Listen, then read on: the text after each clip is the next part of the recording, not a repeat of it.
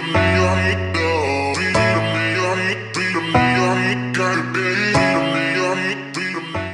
वालेकुम, welcome back to my YouTube channel और मेरा नाम है रेहान। जैसे कि लास्ट वाले ब्लॉग के अंदर 1.1 के अंदर मैंने बताया था अयूब खान के बारे में और अयूब खान ने जो इंडस वाटर ट्रीटी साइन करी थी उसके बारे में। तो आज का जो हमारा टॉपिक है वो है बेसिक डेमोक्रेसी सिस्टम और दूसरा है रेगुलेशंस एंड कॉन्स्टिट्यूशंस। ये दो हम इस ब्लॉग के अंदर कवर करेंगे। तो जो हमारा पहला टॉपिक है वो है बेसिक डेमोक्रेसी सिस्टम। जैसे कि मैंने आपको बताया कि अयूब खान कहाँ से पढ़े हुए थे, अलीगढ़ कॉलेज से। तो उनकी जो इंस्पायरेशन थी वो कौन थे, उनके इंस्पायरेशन थी सर सैयद अहमद खान, जिन्होंने मतलब वो कॉलेज बनाया था। तो आपको पता है सैयद अहमद खान भी एक लिबरलिज्म मतलब मॉडर्निस्ट मुस्लिम थे जो कि डेमोक्रेसी की बात करते थे।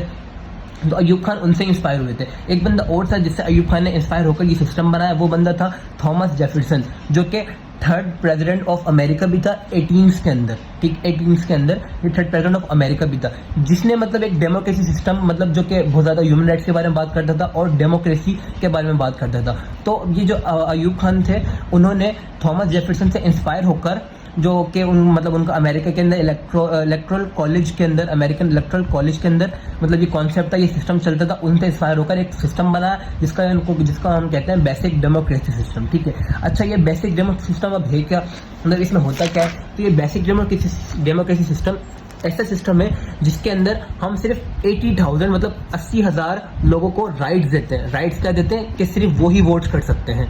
बाद में जैसे कि पहले तो 80,000 थे, लेकिन बाद में ये 1,20,000 हो गए थे। लेकिन जो ये 80,000 लोग होते हैं ना, सिर्फ इनको ही राइट होता है वोट करने का, और वोट करके यही इनडायरेक्टली क्या करते थे, प्रेसिडेंट को इलेक्ट करते थे। ठीक है, अच्छा ये तो है बेसिक डेमोक्रेसी सिस्टम। इसमें सिर्फ 80,000 होते हैं और वही प्रेसिडेंट को सिलेक्ट करते हैं। ठीक है, अच्छा इसका जो सिस्टम है पूरा बेसिक डेमोक्रेसी सिस्टम, उसके 5 टायर हैं। ठीक है, पहला जो प्रोग्राम होता है वो क्या होता है, वो होता है यूनियन काउंसिल, जिसके अंदर 15 लोग होते हैं। इसका जो दूसरा प्रोग्राम होता है वो होता है मतलब थाना काउंसिल, सबसे छोटा ये होता है, उससे बड़ा ये, ऐसे मतलब ये लाइन से चल रहा है। ठीक है, यूनियन काउंसिल होता है 15 पीपल का, थाना काउंसिल होती है जिसके हमें मतलब मालूम नहीं है, डिस्ट्रिक्ट काउंसिल जिसके 40 पीपल होते हैं, डिविजनल काउंसिल 45 पीपल होते हैं। अच्छा जो आखिरी आता है प्रोविंशियल डेवलपमेंट एडवाइजरी काउंसिल।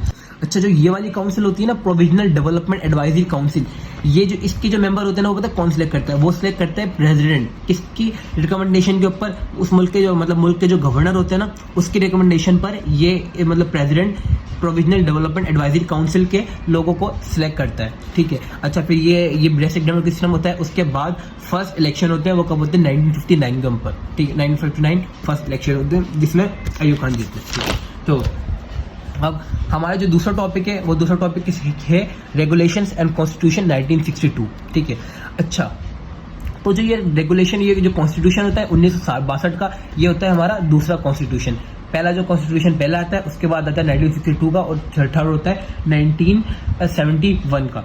ठीक है, अच्छा जो ये वाला कॉन्स्टिट्यूशन होता है ना, ये 1962 का कॉन्स्टिट्यूशन, उसका जो बेस्ट होता है वो होता है, उसके होते हैं 250 आर्टिकल्स, और 250 आर्टिकल्स को डिवाइड किया जाता है 12 पार्ट्स के अंदर, 12 पार्ट्स, और 3 शेड्यूल के अंदर।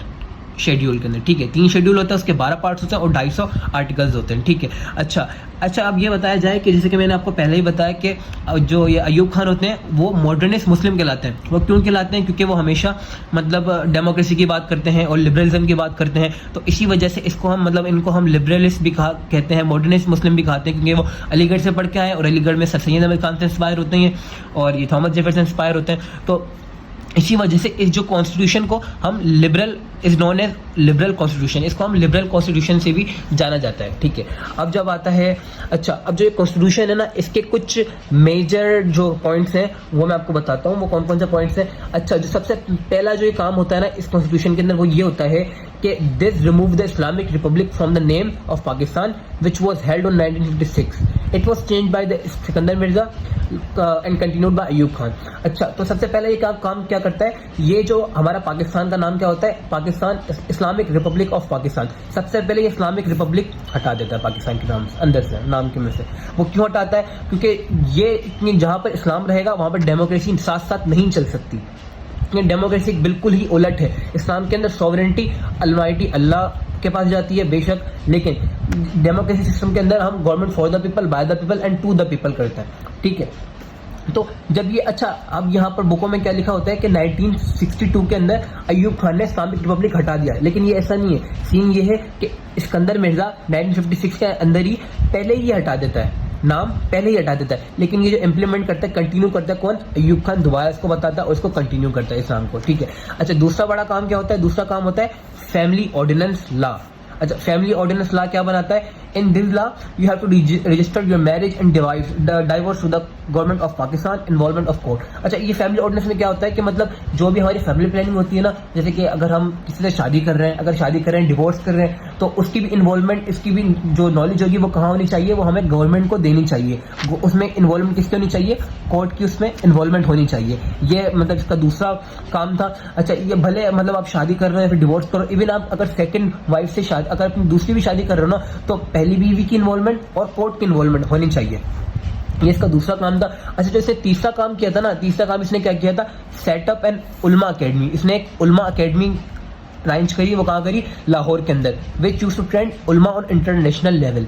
अच्छा, तो इसने अब किया मतलब एक उलमा के मौलवी हजरात के लिए इसने एक अकेडमी बनाई लाहौर के अंदर, जिसमें मतलब उनको ट्रेन किया जाता था ताकि वो इंटरनेशनल लेवल पर जाकर मतलब अपने काम करें, अपने काम अंजाम दें।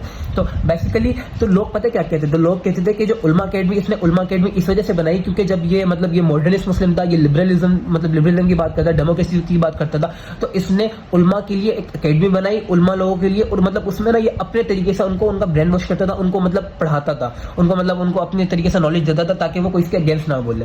ये मतलब लोग कहते थे, ठीक है। अच्छा, इसने दूसरा काम भी किया था। दूसरा बड़ा काम जो किया था वो क्या था?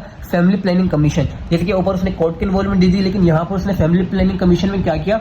उसने मतलब फैमिली प्लानिंग, जैसे कि हमारी पॉपुलेशन की बात आ जाती है, तो उसने ना आगे तक की सोची कि आगे मतलब पाकिस्तान की पॉपुलेशन कितनी होनी चाहिए, अगर इतनी होगी तो हमें रिसोर्सेज कितने चाहिए, अगर इतनी कम होगी तो मतलब रिसोर्सेज हमें कितने जल्दी यूटिलाइज होंगे। तो उसने तकरीबन उस टाइम $284 मिलियन की मतलब इन्वेस्टमेंट करी, और उसके अंदर इसने मतलब सेंटर्स के अंदर बड़े बड़े सेंटर्स बनाए, सेक्टर्स बनाए, और नेशनल लेवल पर सेक्टर्स बनाए, जिसमें मतलब फैमिली प्लानिंग के लिए लोगों को मतलब लोगों को इन्फॉर्मेशन दी जाती थी और बताया जाता था इसके बारे में। और इसने जो लास्ट काम किया था, जो बड़ा काम किया था, वो क्या किया था? इसने transfer of capital from Karachi to Islamabad. जैसे कि आपको पता है जब पाकिस्तान मतलब आज़ाद हुआ था तो पहले इसका जो कैपिटल बनाया था कराची बनाया था, लेकिन फिर बाद में कहाँ शिफ्ट हो गया? इस्लामाबाद में शिफ्ट हो गया।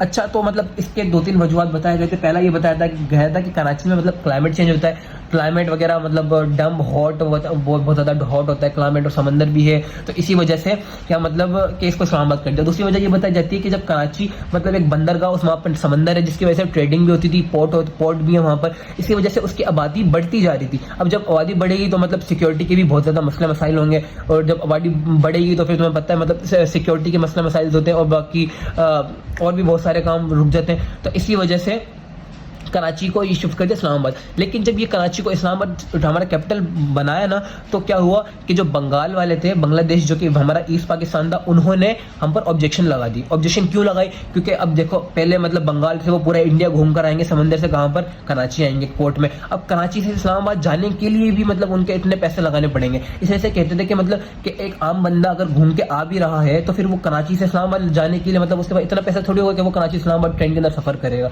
तो इसी वजह से ये इनके ऊपर भी मतलब क्रिटिसाइज हुआ। तो बाकी ये था कॉन्स्टिट्यूशन 1962 और ये बेसिक डेमोक्रेसी। अब इसके बाद हमारा आखिरी जो टॉपिक है वो है प्रेसिडेंशियल इलेक्शंस, जो कि मैं आपको नेक्स्ट ब्लॉग में बताऊंगा क्योंकि ये थोड़ा लेंदी है, जिसका हमें इलेक्शन के रिजल्ट भी पता लगेंगे और बाकी कैबिनेट का भी बताना है। इसके बाद हमारी लास्ट इस टॉपिक के अयूब खान की लास्ट व्लॉगिंग करेंगे हम। तो thank you so much for देखने के लिए। बाकी please wait for the another vlog. Thank you so much.